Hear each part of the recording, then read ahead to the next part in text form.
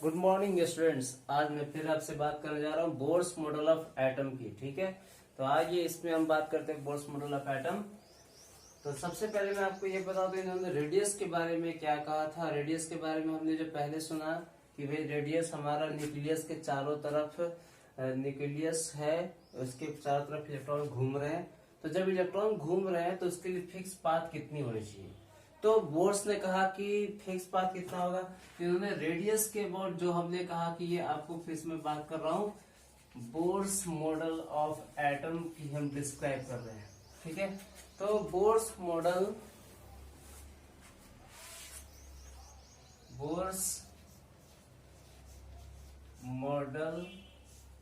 Of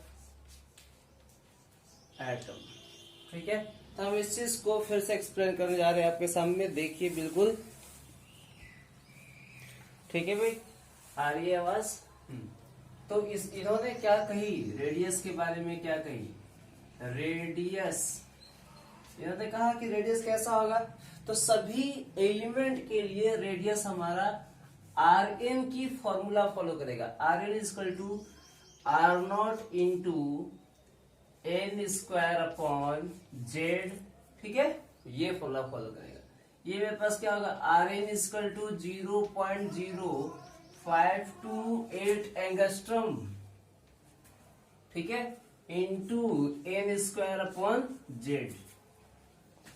तो जैसा कि हमने आपको कहा था कि अगर मान लीजिए वो हाइड्रोजन एटम है, हाइड्रोजन का एटम है, तो एन इक्वल टू 1 और जेड इक्वल टू क्या हो जाएगा 1।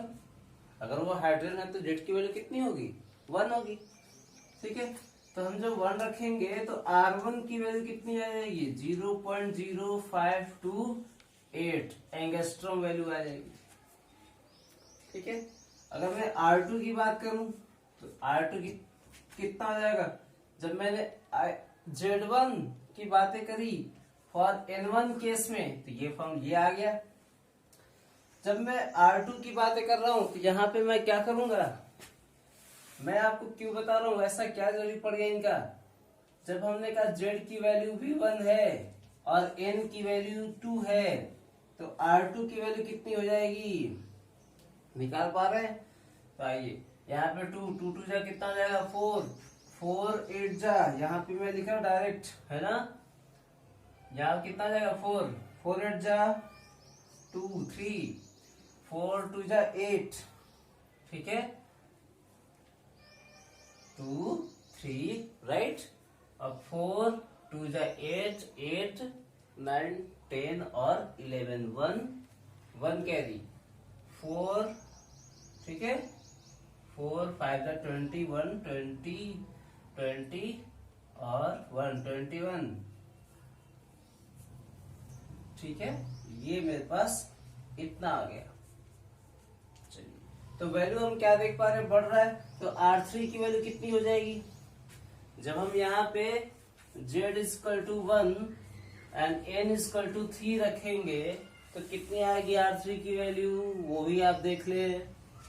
3 3 जा 9। ठीक है, 9 8 जा 72 2 7 9 2 जा 18 और 7 25 5 2 एंड 9 5 जा 45 46 47 4। ये रहा, तो ये मेरे पास आ गया 0 पॉइंट समथिंग। ये देखिए, देख पा रहे हैं R1 की वैल्यू इतनी, तो R2 की वैल्यू कितनी आ गई, R4 की वैल्यू कितनी आ गई, R3 इतनी आ गई, R4 और ज्यादा आएगी। मतलब जैसे जैसे हम न्यूक्लियस से दूर जा रहे थे वैसे वैसे हमारे पास रेडियस क्या हो रहे थे, बड़े होते जा रहे थे। तो आपको यहाँ देख पाएंगे आप, न्यूक्लियस के पहला रेडियस इतना छोटा होगा, दूसरा और बड़ा हो जाएगा। ठीक है, तीसरा इससे और बड़ा हो जाएगा, और बड़ा रेडियस हो जाएगा होगा। चौथा रेडियस की बात करें तो और बड़ा हो जाएगा, और बड़ा रेडियस होगा। मतलब जो डिस्टेंस है न्यूक्लियस से R1 की वैल्यू वो छोटा होगा, R2 की वैल्यू थोड़ा इससे बड़ा हो जाएगा, R3 की वैल्यू इससे और बड़ा हो जाएगा, R4 की वैल्यू बहुत ही ज्यादा बड़ा हो जाएगा। बात है समझ में। तो R1 की वैल्यू कितनी दे रखी है, छोटा है। R2 की वैल्यू कितनी है, ये भी थोड़ा इससे बड़ा है, फिर ये बड़ा हो जाएगा। मतलब जैसे जैसे हम न्यूक्लियस से दूर जा रहे हैं, रेडियस अपना क्या होते जा रहा है, बढ़ते जा रहा है। ठीक है, तो हम न्यूक्लियस से दूर जा रहे हैं, इसमें क्या रख रहे हैं हम, इलेक्ट्रॉन रख रहे हैं। अच्छा, बोर्स ने एक और बातें बताई थी। बोर्स ने कहा था कि ये सेल, ये पहला सेल है जिसका नाम n=1, ये क्या है n=2, ये क्या है n=3, और ये क्या है n=4।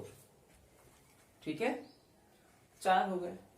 n=1 मतलब क्या, k सेल, इसका नाम क्या है k, इसका नाम क्या है l, इसका नाम क्या है m, और लास्ट वाले का नाम क्या रहेगा n सेल।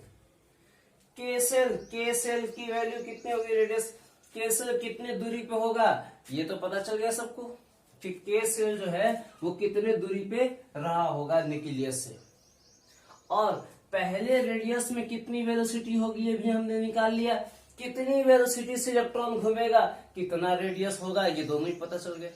भाई रेडियस कितनी होगी इसकी, ये तो मुझे मालूम चल गया।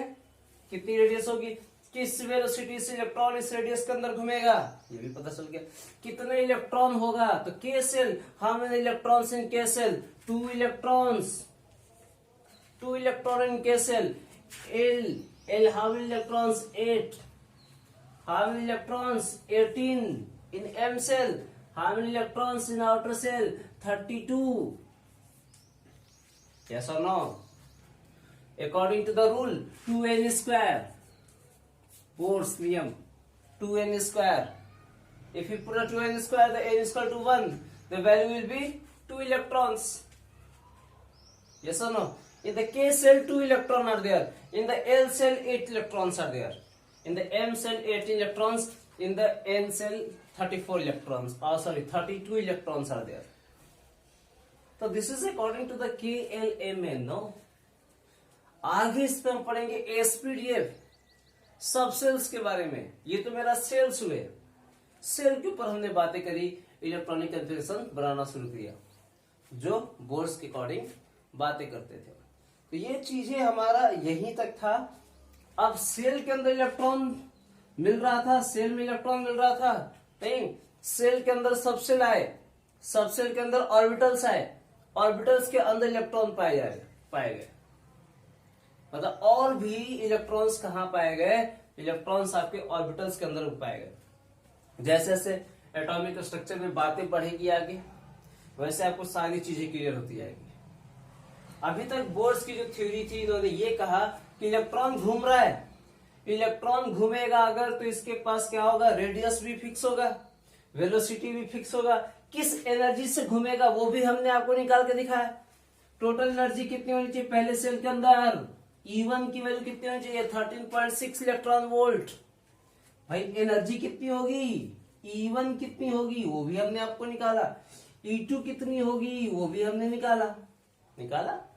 पहले की एनर्जी कितनी थी याद करिए, 13.6 इलेक्ट्रॉन वोल्ट की एनर्जी थी। सेकंड में कितनी एनर्जी थी, 3.4 इलेक्ट्रॉन वोल्ट की एनर्जी थी। पहले सेल की वेलोसिटी कितनी थी, 2.11 10/6 मीटर पर सेकंड थी। तो ऐसे एनर्जी भी घट रहा है, जैसे जैसे आप न्यूक्लियस से दूर जा रहे हो, एनर्जी इंफिनिटी के ऊपर चेक करोगे यहां पे तो और ज्यादा कम मिलेगा। ठीक है, रेडियस बढ़ेगा, एनर्जी कम होगा, वेलोसिटी घटेगा। Is it clear? तो ये सिर्फ हमने के एलिमेंट की बातें करी, जहां पे सेल के अंदर डिवीजन किया हमने। अच्छा, सेल पे आपने डिवीजन किया, बोर्स मॉडल ऑफ एटम वहीं तक आ रहा है। बोर्स मॉडल ऑफ एटम सिर्फ किसके लिए बात करी, तो 1 इलेक्ट्रॉन थ्योरी, फिर से मैं बोल रहा हूं, 1 इलेक्ट्रॉन थ्योरी की बातें करी, 1 इलेक्ट्रॉन थ्योरी की बातें करी। आइए मैं देखता हूं कैसे। 1 इलेक्ट्रॉन थ्योरी, हाइड्रोजन में कितने इलेक्ट्रॉन, 1 इलेक्ट्रॉन, हीलियम प्लस कर दो, He प्लस, कितने इलेक्ट्रॉन, 1 इलेक्ट्रॉन हो गए। लिथियम Li 3 एटॉमिक नंबर है, Li पे +3 कर दीजिए, कितने इलेक्ट्रॉन, 0 हो जाएंगे। Li पे +2 कर दीजिए, कितने इलेक्ट्रॉन हो जाएंगे, 2 इलेक्ट्रॉन निकालिए, कितने हो जाएंगे, 1 इलेक्ट्रॉन बचेंगे। बेरिलियम पे अगर हमने कहा कि 3+ कर दिया तो कितने इलेक्ट्रॉन बचेंगे? 1 इलेक्ट्रॉन बचेंगे। तो 1 इलेक्ट्रॉन मतलब क्या हुआ? 1 इलेक्ट्रॉन थ्योरी हो गया। ठीक है, तो बोर्स ने क्या क्या कहा वो फिर से मैं आपको दिखाता हूं।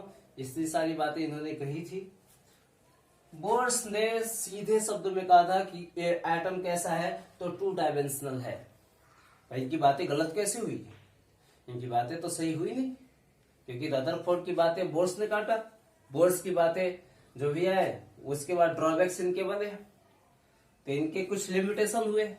उस चीज को काटने के लिए हाइजेनबर्ग आए, फिर हाइजेनबर्ग की कुछ लिमिटेशन हुए, उनके लिमिटेशन खत्म करने के लिए क्या है? श्रोडिंगर आए, श्रोडिंगर के वेव इक्वेशन। फिर वहां से सारी चीजें जाकर सबसेंस के अंदर पढ़ना शुरू कर दिया और सारी चीजें क्लियर हो गई। बात है समझ में? तो अब बोर्स के पोस्टुलेट्स है, postulates of Bohr's model of atom. पहला इन्होंने कहा, he explain one electron theory, explain one electron theory, एक इलेक्ट्रॉन थ्योरी एक्सप्लेन किया था। And he failed to explain multi-electron theory, multi-electron theory। तो ये क्या हुए? मल्टी इलेक्ट्रॉन थ्योरी के बारे में नहीं बता पाए। ठीक है, दूसरी पॉइंट था इनका, according to this rule, according to Bohr's. Second था कि एटम कैसा होना चाहिए, तो एटम इज 2 डायमेंशनल। एटम कैसा है? तो 2 डायमेंशनल है। ठीक है, 2 dimensional, but later it is 3 dimensional. बाद में क्या पता चला कि 3D शेप होगा, 3 डायमेंशनल एटम होगा। तीसरी बातें क्या हुई इनकी? ड्रॉबैक्स। देखो, तो बाद में पता चला, मैं इस साथ में लिख रहा हूं, postulates of the Bohr's and limitation, मैं जोड़ दे रहा हूं, एंड लिमिटेशन दोनों। एटम कैसा? 2D इन्होंने बोला, लेकिन बाद में क्या पता चला कि वो 3D है। तीसरी बात, he can't explain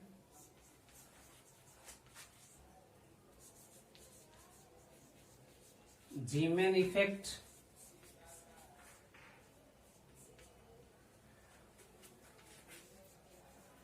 and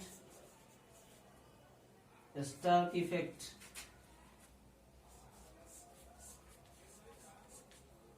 ठीक है, इन्होंने ये भी सारी चीजें नहीं बताई। जीमेन इफेक्ट क्या है? तो मैग्नेटिक फील्ड में डिफ्लेक्शन और इलेक्ट्रिक फील्ड में डिफ्लेक्शन, इसके बारे में भी इन्होंने नहीं बताई। ठीक है भाई, तो ये सारी चीजें इन्होंने, बोर्स ने कहा, बोर्स ने कोई भी सारी चीजें को क्लियर नहीं कर पाए। अच्छा, इनके एक और प्रॉब्लम क्या थे कि इन्होंने कहा कि रेडियस भी फिक्स होगा और वेलोसिटी भी फिक्स होगा। ठीक है, जो चीजों को बाद में पता चला, हाइजेनबर्ग ने कहा नहीं, हाइजेनबर्ग ने कहा अनसर्टेनिटी प्रिंसिपल है, कोई भी इलेक्ट्रॉन माइक्रोस्कोपिक है, उसका रेडियस और वेलोसिटी दोनों एक साथ मेजर कर पाना मुश्किल है। ठीक है, तो अभी तक सिर्फ ये बात है, नोट डाउन।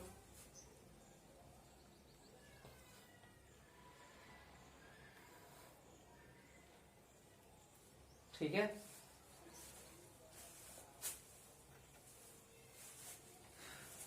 चलिए यहां से मैं आगे बात करता हूं। अभी बोर्स पोस्टुलेट्स में ही है, सारी बातें समझ में हो गया? ठीक है, बिल्कुल ही आसान है। आप बिल्कुल ही इजी वे में इसे ले सकते हैं, कोई दिक्कत नहीं है, बिल्कुल ही सिंपल है। बाकी केमिस्ट्री है तो रूल्स वगैरह बनते रहते हैं और वहां पे उनके ड्रॉबैक्स भी मिलते रहते हैं, तो साइंटिस्ट भी मिलते रहते हैं। ठीक है, आइए अब मैं बातें करता हूं, यहां से शुरू करता हूं। EMR, electro magnetic radiation. Electromagnetic radiation होता क्या है, ठीक है, ये आपका EMR पढ़ेंगे। तो EMR बेसिकली हमारा इलेक्ट्रोमैग्नेटिक रेडिएशन दो टाइप से देखा गया, टू टाइप से, ठीक है, टू टाइप्स। पहला हुआ आपका dual nature of particles, particle का डुअल नेचर बिहेवियर, और दूसरा quantization of particle, quantization of particles. Dual nature में अगर हम बात करेंगे तो दो टाइप से और बने, ठीक है, क्या बोलते हैं आप इसको, पहला पार्टिकल नेचर और दूसरा वेव नेचर, ठीक है। क्वांटाइजेशन ऑफ पार्टिकल को क्या डिनोट किया हमने, इसको लाइन स्पेक्ट्रा में पढ़े हमने, ठीक है, स्पेक्ट्रा यूज करते हैं, इसमें हम अध्ययन करते हैं, ठीक है। कितने टाइप्स के भी हमको यहाँ पे मिल पाए, पहला लाइन स्पेक्ट्रा,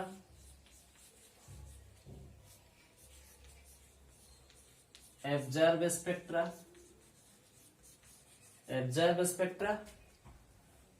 ठीक है, इमिशन स्पेक्ट्रा,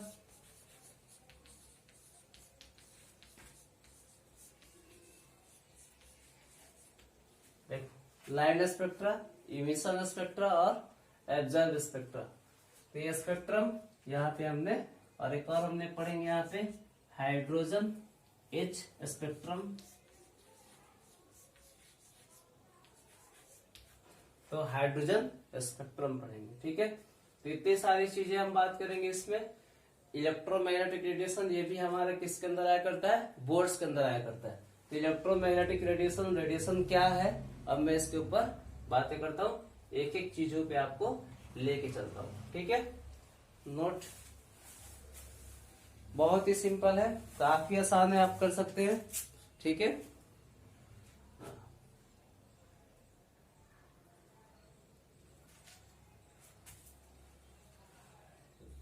ठीक है भाई, चलिए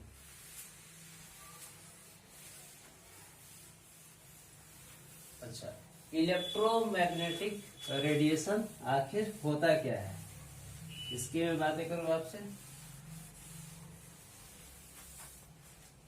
तो सबसे पहले रेडिएशन क्या है,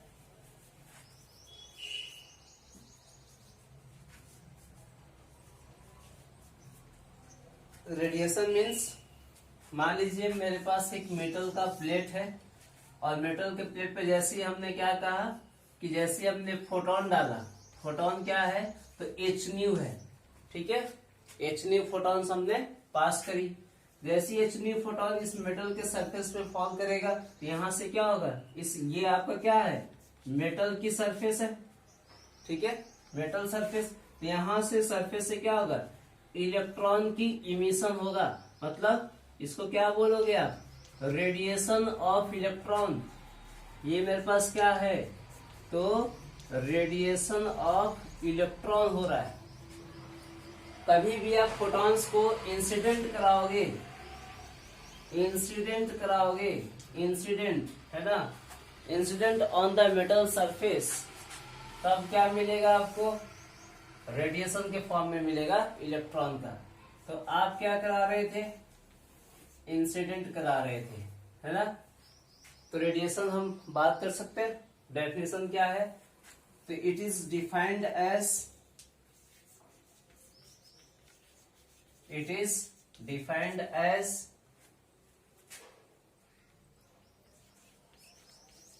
when photon,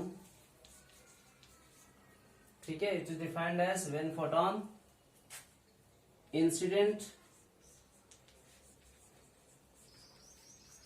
on metal surface,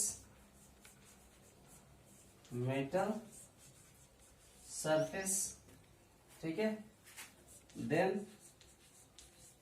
electron radiated is called radiation. ठीक है भाई, बात है समझ में। तो ये आपका क्या हुआ करता है, रेडिएशन। अब मैं बातें करूंगा ड्यूअल नेचर ऑफ पार्टिकल्स की। ठीक है, तो इसके पहले मैं आपको क्या आज के क्वेश्चन देता हूं, ताकि आप बोर्ड्स के नियम को काफी अच्छे से समझ ले और एक बार फिर उसको आप देख ले, ताकि कोई कंफ्यूजन ना हो। ठीक है, मैंने जो भी कहा अभी लेक्चर में, बिल्कुल एक एक वर्ड इंपॉर्टेंट है, आप बिल्कुल ध्यान से सुनेंगे उसे, है ना। चलिए क्वेश्चन बनाते हैं। Find the radius of third shell of He plus, ध्यान दीजिएगा, He प्लस, पहला क्वेश्चन। ठीक है, question number 2, radius of the third shell. Second question, find the following, पहला energy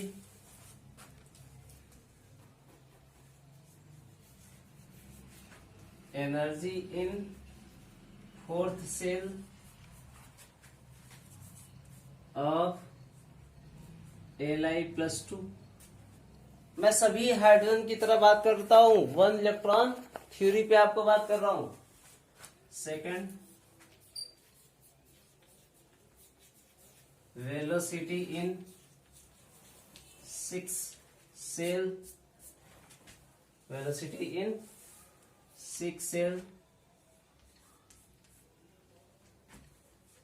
of beryllium C,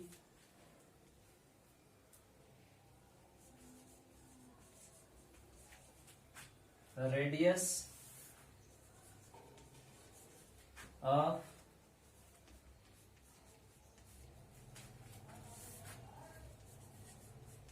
fifth cell of Be+3। ठीक है, तो ये मेरे पास कितने 2 क्वेश्चन रहेंगे आपके होमवर्क में, जिसे आप सॉल्व करेंगे। ठीक है भाई, बना पाएंगे सब लोग।